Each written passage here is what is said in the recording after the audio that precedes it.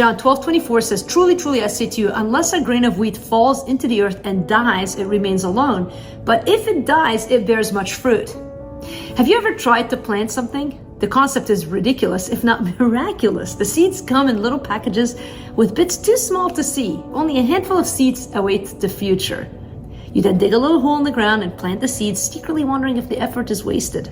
Yet any gardener will tell you that it's not. See, planting a tree and bearing much fruit starts with a seed that is willing to die and be buried in the ground. There, hidden and unseen, that seed simply sits while the earth is watered and tended, and eventually, little by little, life grows out of a grain that was once willing to die. Jesus calls his disciples to die daily and follow him. He compares the process to a grain of wheat willing to die, but in that very sacrifice comes life.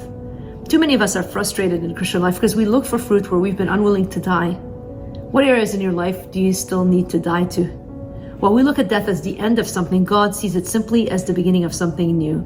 And maybe that's the problem in your life. Maybe there are some things that you're not willing to die to.